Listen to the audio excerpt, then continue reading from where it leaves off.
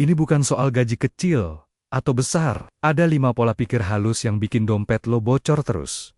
Bahkan, waktu penghasilan lo naik, yang serem, kebanyakan orang nggak sadar, mereka lagi kena salah satunya. Jadi dengerin sampai habis, dan coba cek, pola mana yang selama ini diam-diam mengendalikan hidup lo. Kalau lo ngerasa hidup lo muter di tempat, bagian ini buat lo. Dan sebelum lanjut, klik subscribe sekarang. Gue upload konten yang ngebikin lo mikir lebih tajam soal duit, kebiasaan, dan cara naik level, pelan-pelan tapi pasti. Anggap aja, ini alarm, biar lo nggak balik lagi ke pola lama. Gue Tamo. Dan gue mau ngajak lo ngebongkar ini pelan-pelan. Kadang, hidup lucu, ya. Orang sibuk nyari cara biar kaya, tapi nggak sadar, yang bikin mereka tetap miskin itu bukan dompetnya. Yang bikin mereka tetap miskin, itu pikirannya sendiri. Lo lihat di sekitar lo. Ada orang yang gajinya pas-pasan, tapi hidupnya tenang. Ada juga yang tiap bulan dapat duit lumayan. Tapi rasanya selalu kurang. Aneh kan? Padahal duitnya ada, tapi pikirannya kayak lubang yang nggak pernah penuh. Dan yang lebih miris, banyak yang nggak sadar kalau dia lagi jalan di lingkaran yang sama. Mereka bangun pagi, ngeluh, kerja tanpa semangat, pulang capek, lalu besoknya ngulang lagi. Hidupnya kayak nonton film yang itu-itu aja, tapi dia nggak pernah pencet tombol stop. Mereka bilang, ya gimana lagi? Nasib gue udah begini. Padahal, bukan nasib yang bikin mereka stuck. Yang bikin mereka stuck adalah cara mereka ngelihat hidup, cara mikir yang ngerantai, halus, nggak kelihatan, tapi kuat banget. Dan disinilah semuanya mulai, bukan dari kurangnya peluang, tapi dari pikiran yang keburu nyerah sebelum sempat coba. Pola pikir pertama adalah pola pikir korban keadaan. Ini pola pikir yang paling halus, tapi paling beracun. Lo ngerasa diri lo korban dari hidup. Banyak orang jalan sambil bawa kalimat, ya gimana? Hidup gue emang gini dari dulu. Kalimat itu kedengaran biasa, tapi pelan-pelan bikin lo berhenti percaya sama perubahan. Orang kayak gini selalu nyari siapa yang salah. Kadang pemerintah, kadang bos, kadang orang tua. Padahal tiap kali lo nunjuk keluar, 3 jari lo balik nunjuk ke diri sendiri. Mereka bilang, dunia nggak adil. Tapi mereka juga nggak pernah adil ke diri sendiri. Mereka nggak belajar hal baru. Mereka nggak buka diri buat gagal. Mereka nggak ngambil risiko kecil sekalipun. Lucunya, mereka pengen hasil gede. Tapi nggak siap bayar harga kecil. Harga itu waktu. Harga itu sabar. Harga itu konsistensi. Di warung kopi, lo sering dengar kalimat, orang kaya mah enak, udah punya modal. Padahal yang ngomong lupa. Modal nggak selalu duit. Kadang modal cuma keberanian buat mulai dari nol. Pola pikir korban itu nyaman, karena lo nggak perlu tanggung jawab. Lo tinggal nyalahin situasi. Lo bisa bilang, nanti kalau udah ada kesempatan, gue bakal berubah. Masalahnya, kesempatan nggak bakal ngetok pintu orang yang sibuk ngeluh di kamar. Selama lo terus ngerasa dunia ngelawan lo nggak bakal sadar kalau lo sendiri belum ikut main. Pola pikir kedua adalah pola pikir penunda dan takut gagal. Banyak orang kelihatannya pengen berubah, tapi sebenarnya mereka cuma pengen berubah. Mereka ngomong soal mimpi dan cita-cita. Mereka bilang, nanti gue mau ini, gue mau itu, tapi mereka nggak pernah mulai. Semua cuma tinggal di kepala. Kayak konsep bagus yang nggak pernah turun ke dunia nyata. Mereka nunggu waktu yang pas. Mereka nunggu sampai siap. Mereka nunggu sampai ada modal. Mereka nunggu sampai nggak sibuk. Padahal waktu nggak pernah pas buat siapapun. Yang bikin waktu jadi pas adalah lo yang jalanin. Takut gagal juga sering jadi alasan paling keren buat diam. Karena kalau lo gagal, lo nggak bisa pura-pura lagi. Lo harus ngaku kalau lo belum sekuat yang lo pikir. Dan itu nusuk ego. Makanya banyak orang milih aman. Mereka tetap di zona nyaman. Mereka tetap di tempat yang sama, sambil bilang, gue lagi nyiapin langkah. Padahal udah bertahan nyiapin langkah, tapi nggak pernah ngelangkah. Ironisnya, banyak orang gagal bukan karena kalah. Mereka gagal karena nggak pernah mulai perang. Mereka sibuk mikir strategi. Mereka ngitung risiko. Mereka bikin rencana B sampai Z, tapi lupa bikin langkah pertama. Lo nggak bisa nunggu rasa takut hilang baru mulai. Karena justru dengan mulai, rasa takut itu pelan-pelan hilang. Kalau lo terus nunda, Lo bakal sadar nanti. Rasa takutnya nggak hilang, umur lo yang hilang duluan. Ada orang yang bangga banget bilang, yang penting gua kerja keras. Tiap hari berangkat pagi, pulang malam, badan remuk, pikiran capek, tapi hidup nggak geser sejengkal pun. Dan mereka heran, kenapa hasilnya tetap segitu-gitu aja. Masalahnya bukan di kerja kerasnya. Masalahnya di arah kerjanya. Lo bisa lari sekencang apapun, tapi kalau jalurnya muter, lo cuma capek di tempat. Kerja keras itu penting, tapi kalau nggak diiringi mikir, hasilnya cuma lelah, bukan perubahan. Di Indonesia, banyak orang diajarin buat patuh dan tahan banting.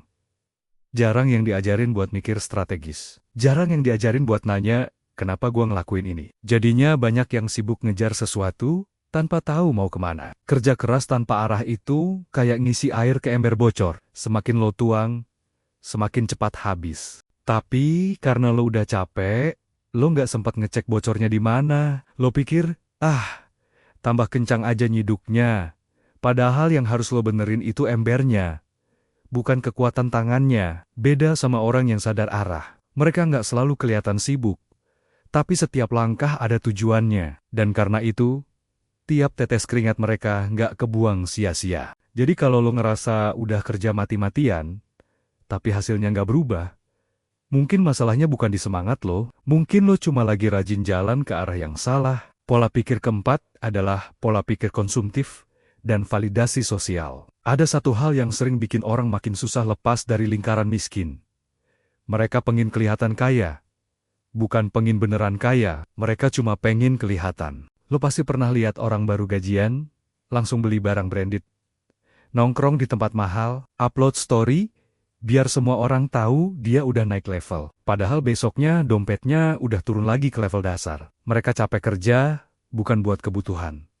Mereka capek kerja, buat pembuktian. Mereka beli barang, bukan karena perlu. Mereka beli barang, karena takut kelihatan kalah. Padahal, orang yang lo coba impress, belum tentu peduli. Gue pernah denger kalimat yang nyelekit, banyak orang miskin, karena terlalu sibuk kelihatan kaya di depan orang yang sebenarnya juga pura-pura kaya. Dan itu bener banget, budaya validasi sosial di sini kuat. Lo dianggap berhasil kalau bisa tampil meyakinkan. Padahal, yang beneran berhasil justru sering kelihatannya biasa-biasa aja. Lo nggak harus nunjukin kemajuan lo ke siapapun. Kalau lo masih butuh pengakuan buat ngerasa cukup, berarti lo belum bener-bener punya pegangan. Karena orang yang tenang sama dirinya nggak butuh tepuk tangan buat ngerasa berhasil. Jadi, sebelum lo beli simbol kesuksesan, tanya dulu. Lo beli itu buat diri lo, atau buat nutup rasa kurang di dalam lo? Pola pikir kelima adalah pola pikir iri yang nggak pernah jadi inspirasi. Lo pernah kesal lihat orang lain sukses, baru buka media sosial, udah disambut postingan teman yang baru beli mobil, nikah, atau buka usaha. Sementara lo ngerasa hidup lo nggak gerak-gerak. Wajar sih, iri itu manusiawi. Tapi masalahnya, sebagian orang berhenti di rasa iri itu. Mereka nggak ubah iri jadi dorongan. Mereka ubah iri jadi alasan buat benci diri sendiri. Atau malah benci orang lain. Iri itu kayak api kecil. Kalau lo arahin ke tempat yang benar, dia bisa jadi tenaga buat nyalain langkah lo. Tapi kalau lo biarin, dia bakal bakar habis motivasi lo pelan-pelan. Banyak yang salah fokus. Mereka ngelihat hasil orang, tapi nggak ngelihat proses di baliknya. Mereka kira sukses cuma soal keberuntungan, koneksi, atau nasib baik. Padahal yang mereka nggak lihat itu malah mulam panjang. Gagal berkali-kali. Dan rasa pengen nyerah yang ditelan mentah-mentah. Lo boleh iri, tapi jangan lupa nanya ke diri sendiri.